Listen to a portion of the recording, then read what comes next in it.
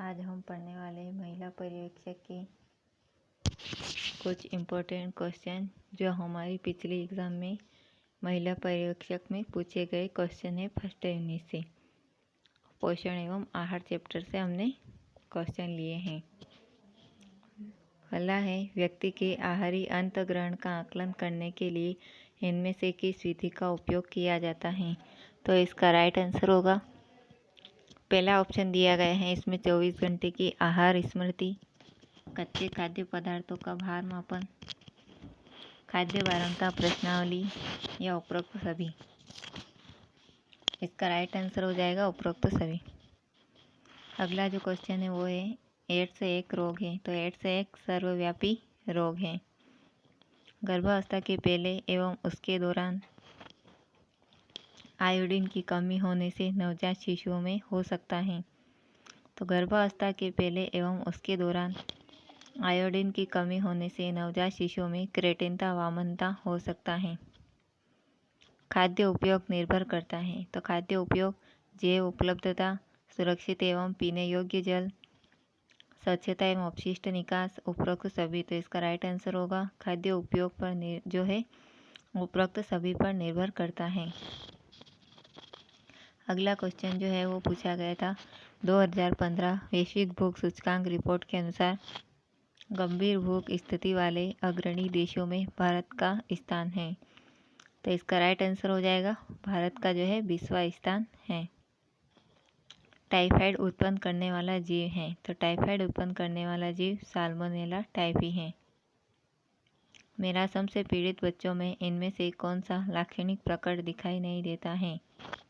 4 option दिए गए हैं आपके सामने। पहला ऑप्शन है अम्लीय मल के साथ पानी जैसे दस्त। सेकेंड है सामान्य से कम तापमान। थर्ड है उदर की पतले दीवार में क्रमानुकंचन दिखाई पड़ना।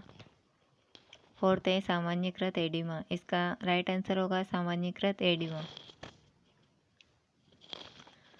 गर्भावस्था के दौरान गर्भस्थ शिशु की वृद्धि को इसमें से कौन सा कारक प्रभावित करता है? पहला ऑप्शन है पोषण स्थिति, सेकेंड है स्वच्छता एवं अपशिष्ट निकास, थर्ड है आनुवंशिकी और फोर्थ है उपयुक्त सभी।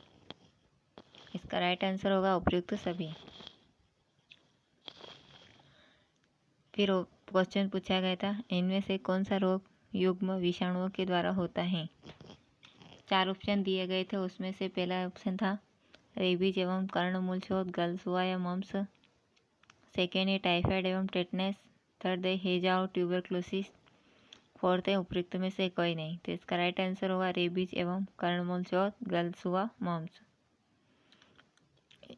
नम्रति संबंधी मापन जैसे लंबाई, भार, मोड़ी त्वचा की मोटाई आदि के महत्वपूर्ण संकेत हैं। तो नम्रति संबंधी मापन जैसी लंबाई, भार, मोड़ी त्वचा की मोटाई आदि के जो है पोषण स्थिति के संकेत हैं। खेसारी दाल में उपस्थित नामक जीव विष कलाय खंज नामक रोग उत्पन्न करता है। तो ये जो है बीटा ऑक्जेली अमीनो एलानिन नामक रोग उत्पन्न करता है। अगला क्वेश्चन जो पूछा गया था वो था, एक बृहद पोषक तत्व जिसका मुख्य कार्य उत्तक एवं रखरखाव है, तो वो है प्रोटीन। पीयूष ग्रंथि की कार्य क्षमता अपर्याप्त होना और प्लाज्मा में वृद्धि हार्मोन का स्तर सामान्य से अधिक होना के साथ संबंधित हैं।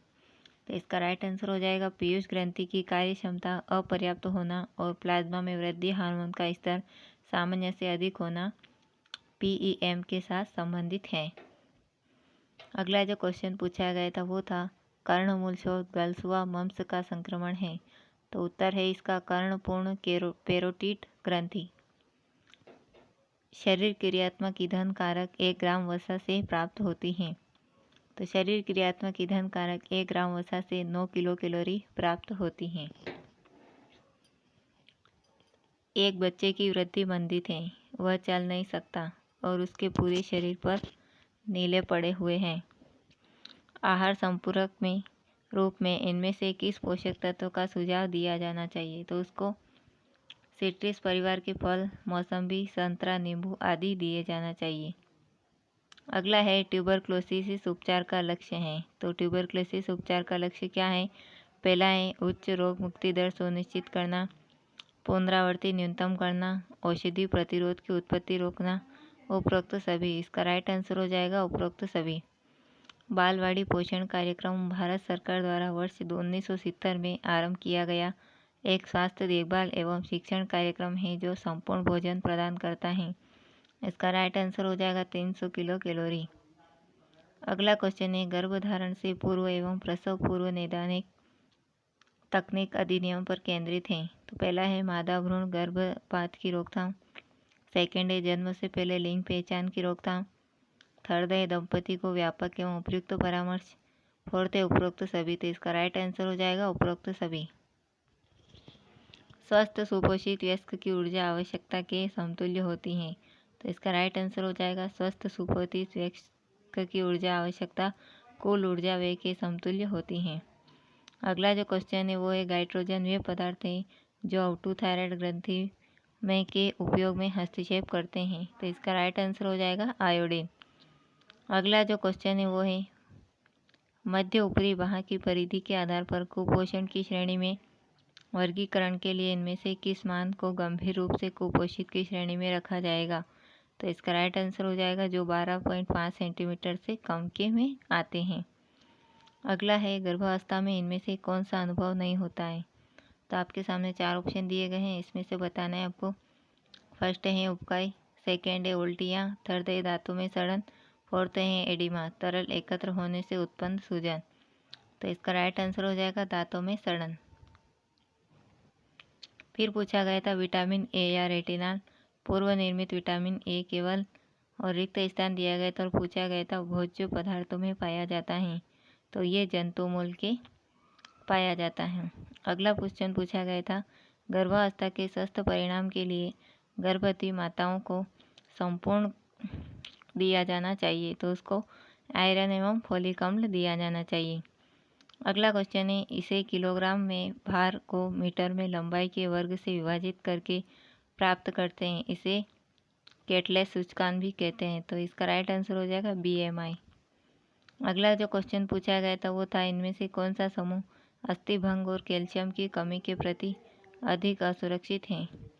पहला ऑप्शन है वयस्क, सेकेंड है बुजुर्ग, थर्ड है किशोर, फोर्थ है इनमें से कोई नहीं। तो इसका राइट आंसर हो जाएगा बुजुर्ग।